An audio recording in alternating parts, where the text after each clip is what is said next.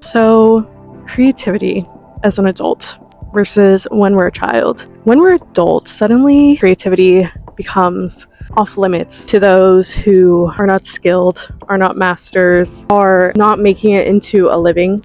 Suddenly, creativity becomes about monetization, performance, mastery. You have to master the thing in order for it to be worth your time, or you have to be able to turn it into not just a hobby, but something to make a living off of.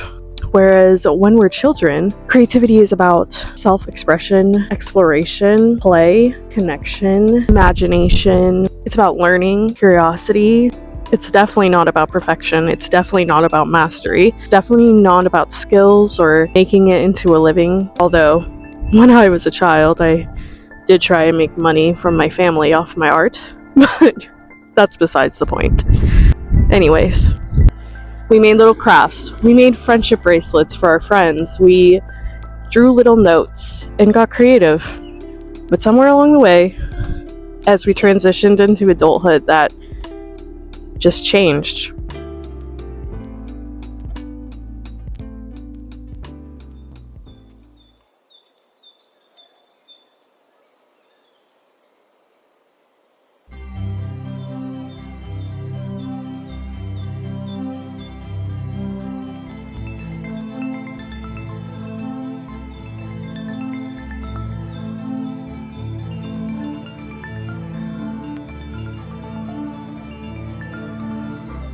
There's this renewed sense of whimsy and love for analog hobbies and media. It's been all over TikTok. If it's not in your TikTok, where have you been? What rock are you under? But something that I love about it is just the way that people are reconnecting with creativity that feels playful. It's not about performance or perfection. However, there is something that we do have to be cautious about.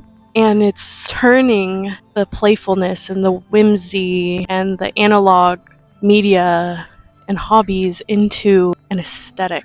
Because we as an adults have the habit of taking things that are meant to be simple joys and turning them into something that has to be sold or turned into some sort of business or monetary gain.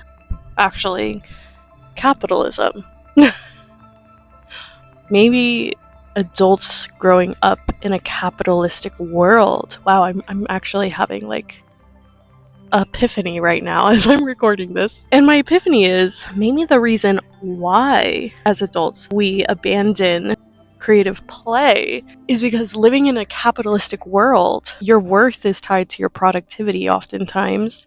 And if you're playing, you're not being productive. And also in a capitalistic world, the point is to gain capital, to gain money, to climb the ladder of wealth. And so if we're not making money off something and it's just for pure joy, then it feels as if it's a waste of time. And so maybe the reason why we as adults abandon playful creativity is because we've literally been conditioned to not allow for play in our lives. It is literally such a gorgeous day today. I don't want to leave. I need to do this more often. I need to come creatively play outside. Here's your sign to go color at a park.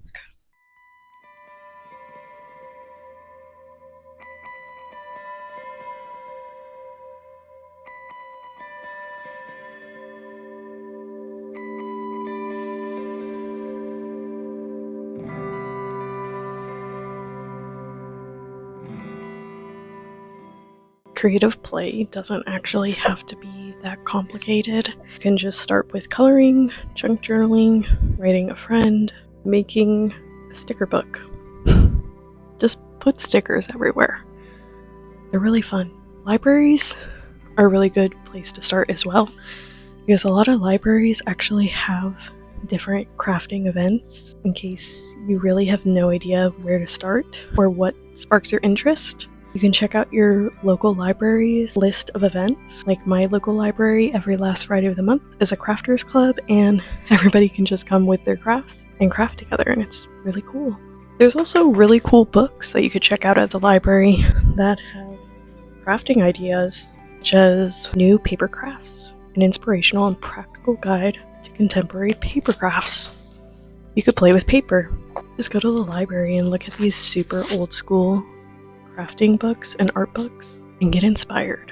Often where your curiosity is will lead you to that playful creativity.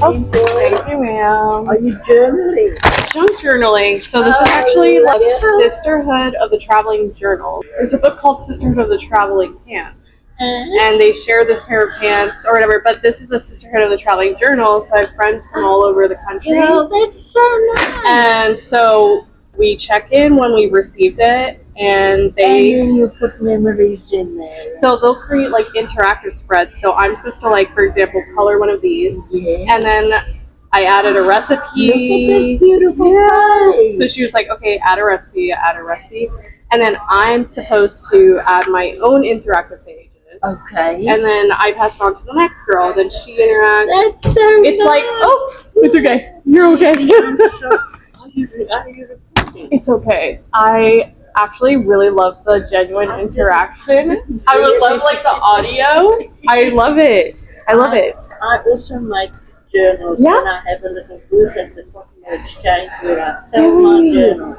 Wait, are you the one that does all the collage journals? Yeah. I loved that. I thought that was so cool, and I actually filmed it and sent it to my friend. I was like, this is so cool. It's like she's making junk journals. And I use any junk. Yeah.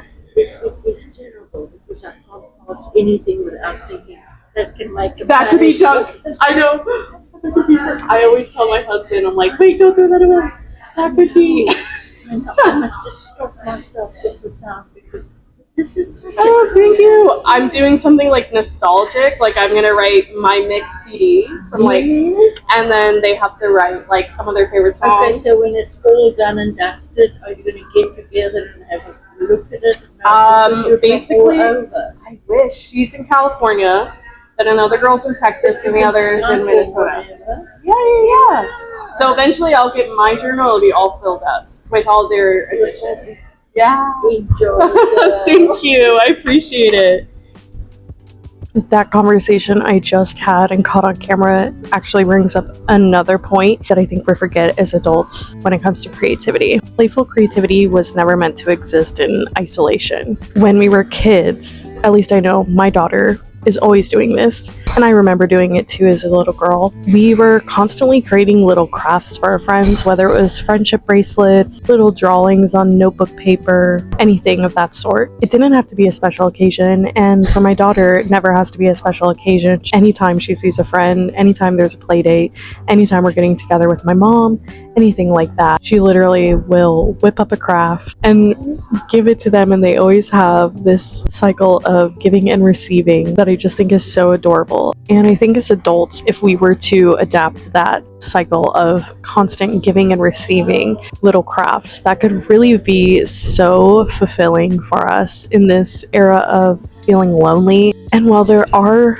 communities being built online, such as the Color Talk community, the Journal Talk community, it is online, and so there's still an element of distance. If you could find yourself a pen pal or some group of women to do the Sisterhood of the Traveling Journal with and actually share things with one another physically, or send a friend a colored page with a little message on it. And also, if you feel brave enough to go color out in a coffee shop or junk journal in a coffee shop like I'm doing, that can spark conversation and connection with strangers that you didn't even think was possible. I feel like nowadays with our phones, we can just feel like we're not really with other people when we're out. There's this element of disconnect. And if we just all put our phone down for just a minute and instead did something cute and creative out and about, just to dilly-dally and create, I feel like that could create a lot more organic conversation with strangers that we're lacking now.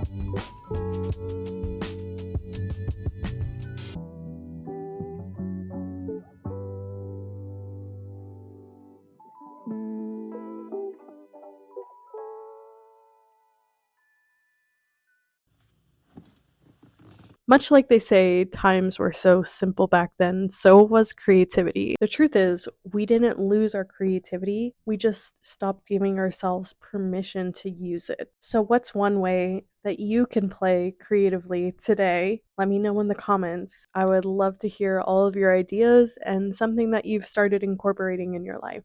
Thanks for watching. I'll see you next time. Bye!